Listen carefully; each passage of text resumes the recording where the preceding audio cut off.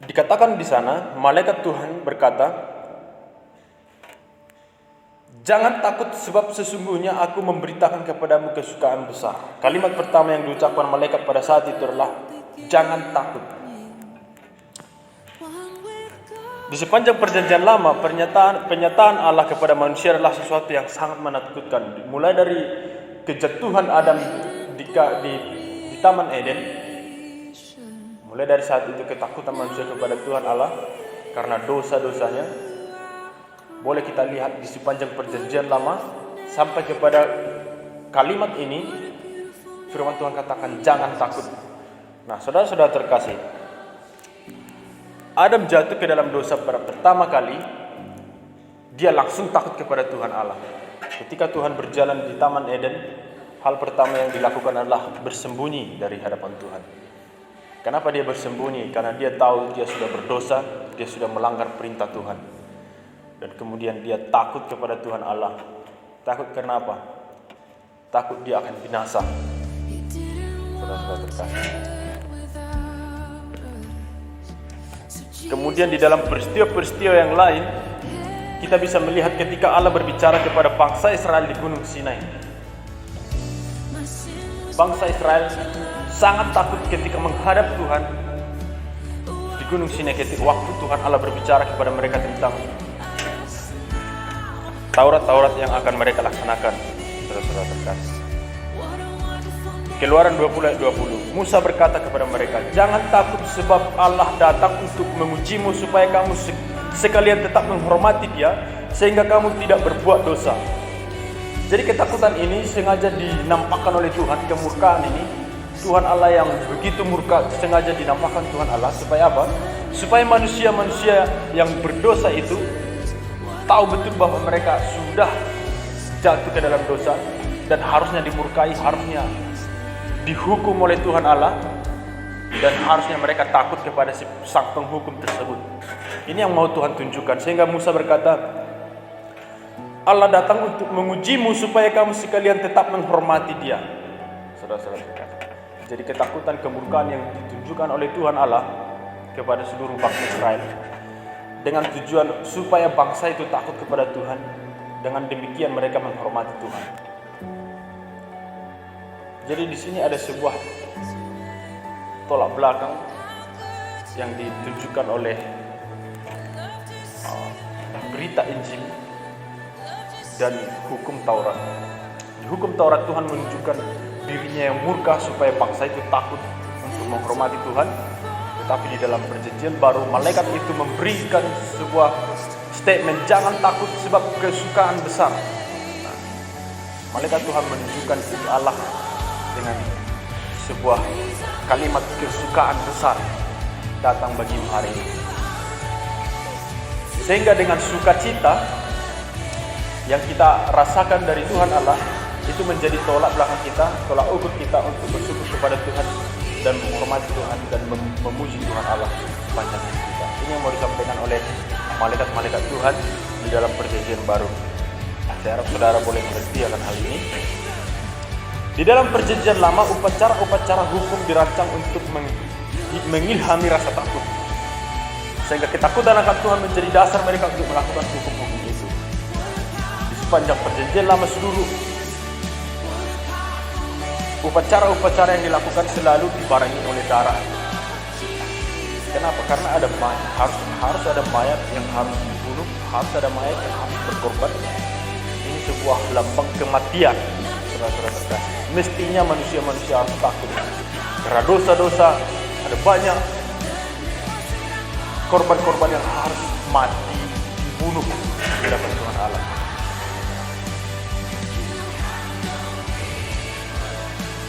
Kemudian Tuhan ada di tengah-tengah perkemahan mereka melalui tiang api dan tiang awan. Tetapi keberadaan Tuhan hanya ada di tempat perhentian yang tidak dapat mereka dekati. Tuhan hanya berada di tengah-tengah kemah, di tengah-tengah kemah yang ada saat itu, dan seluruh bangsa itu tidak boleh dekat kepada kemah itu kecuali Musa dan Harun. Nah, ada batas pada seluruh bangsa itu karena ada dosa bangsa itu. Mengapa ada batas? Karena ada ketakutan.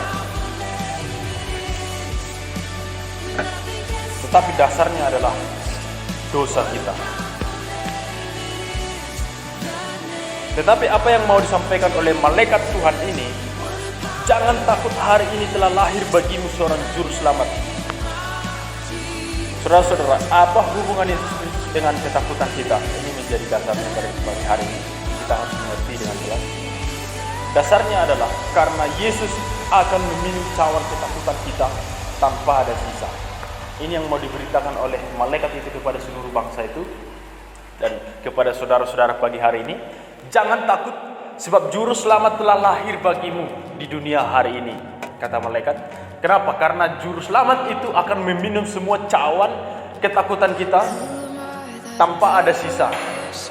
Itulah yang ketika Yesus berdoa di Taman Getsemani, seandainya cawan ini berlalu daripadaku. Kenapa? Karena ketakutan seluruh umat pilihannya dia harus tanggung hari itu, saudara-saudara terkasih. Tetapi berita sukacitanya adalah Tuhan Yesus meminum seluruh cawan itu, sehingga seluruh rasa takut kita mestinya sudah hilang hari ini. Apakah saudara masih merasa takut karena dosa-dosa saudara? Kalau belum, artinya saudara belum mengakui bahwa cawan yang diminum Yesus ketika di Taman Getsemani tidak habis, tetapi ada sisa bagi saudara. Kita menyangkal bahwa Yesus Kristus meminum semua cawan yang ada di Taman Getsemani waktu itu. Kalau saudara masih mengalami rasa takut hari ini karena dosa-dosa. Kesukaan besar. Mengapa kedatangan Kristus ke dunia adalah kesempatan untuk bersuka cita? Ngomong-ngomong, hari ini saya berkhotbah tentang sukacita lahir di Bethlehem. Saudara belum? Saya kasih tahu dari tadi. Kesukaan lahir di Bethlehem. Mengapa kedatangan Kristus ke dunia adalah sebuah kesempatan untuk bersuka cita? Karena perjanjian Tuhan dengan manusia sejak dari perjanjian lama sampai kepada kedatangan Yesus adalah sebuah janji bahwa akan ada seorang juru selamat yang akan datang bagi seluruh umat manusia. Nah, dan pada tiba hari itu, Yesus Kristus sebagai juru selamat itu lahir. Inilah yang dinanti-nantikan mulai dari ribuan tahun. Hari itu telah lahir, saudara-saudara terkasih. Maka malaikat Tuhan berkata, kesukaan besar lahir di dunia pada hari ini. Sebuah penantian yang sangat lama, dan tiba harinya. Apakah orang yang menunggu begitu lama tidak bersuka cita? Pastinya bersuka cita. Kalau saudara mengatakan bahwa saya terlalu miskin untuk menerima Yesus sebagai juru selamat saya, saudara-saudara terkasih, berita itu diberitakan kepada gembala-gembala yang tidak memiliki harta apapun. Saya kira juga gembala-gembala itu ketika menggembalakan domba-domba yang ada di belantara tersebut, jangan-jangan itu bukan domba-domba mereka, saudara-saudara terkasih. Dan meskipun itu domba-domba mereka, kalau sampai larut malam mereka harus mengembala di padang rumput, itu artinya mereka harus bekerja lebih keras karena merasa kurang akan harta, akan finansial dalam hidup mereka. Saudara, kalau masalah kemiskinan saudara tidak menerima Yesus, itu artinya saudara membuat alasan yang kurang masuk akal. Kemudian jika saudara mengatakan bahwa aku kurang terkenal, aku bukan orang yang berarti, aku bukan orang yang dipandang di tengah-tengah keluarga atau di tengah-tengah lingkungan. Saudara-saudara terkasih, begitu juga dengan para gembala yang ada di padang rumput pada malam tengah hari.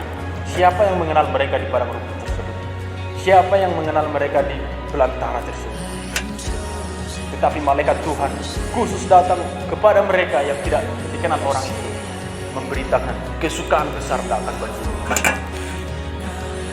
Saudara kecil, saudara besar, tidak ada artinya dan tidak menjadi alasan untuk menerima Yesus sebagai juru selamat saudara. Karena juru selamat saudara datang bagi semua orang. Itulah menjadi kesukaan besar bagi kita semua. Maka sekali lagi saya bertanya bagi saudara, benarkah seorang anak telah lahir bagi saudara? Kadang-kadang orang yang mengaku paling yakin akan keselamatan mereka adalah orang yang paling tidak yakin dengan diri mereka sendiri. Itu di dalam hati saudara itu ada sebuah pertanyaan, benarkah?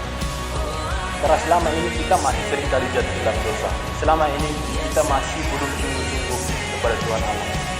Maka pertanyaan ini mestinya muncul di hati saudara, benarkah Yesus lahir bagimu? Kalau pertanyaan ini muncul saudara terkasih, ini sebuah pertanda yang baik. Pertanda yang baik bagi saudara. Karena apa? Karena saudara mulai merasakan bahwa Yesus Kristus memang betul-betul lahir ke dunia dan untuk saudara. Sehingga saudara mulai diubahkan, hatinya mulai diubahkan karena dosa-dosa saudara begitu besar, maka saudara mulai menyesali dosa-dosa tersebut, saudara-saudara, dan mulai melihat Yesus di kayu salib. Tetapi hidup saudara yang masih jatuh di dalam dosa membuat saudara bertanya, benarkah Yesus lahir bagi saya? Ini sebuah pertanyaan yang dimiliki orang Kristen, yang saya kira betul-betul adalah orang yang dipilih Tuhan. Mengapa kita masih jatuh dalam dosa? Ya saudara-saudara terkasih, kita masih hidup di dalam daging. Tetapi mestinya ketika kita mendengar sukacita besar ini, pengorbanan Yesus Kristus di kayu salib, mestinya kita berusaha hidup suci di hadapan Tuhan Allah.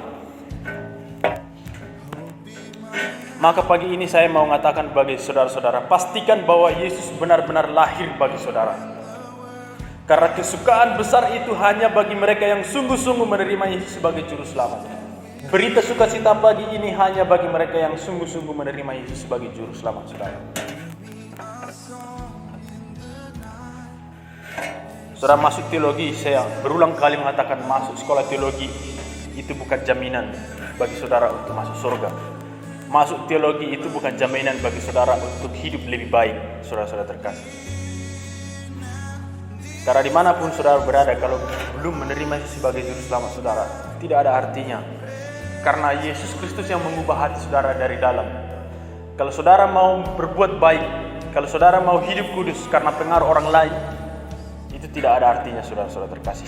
Sekudus apapun, sesuci apapun lingkungan saudara, misalkan STP ini, kalau saudara belum benar menerima Yesus sebagai juru selamat yang lahir di hati saudara, tidak ada gunanya, saudara terkasih.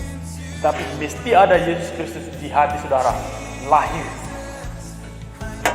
Sehingga lewat Yesus Kristus yang ada dalam hati saudara, maka saudara mulai diubahkan dari dalam diri saudara. Karena kita diubahkan dari dalam, saudara, bukan dari luar.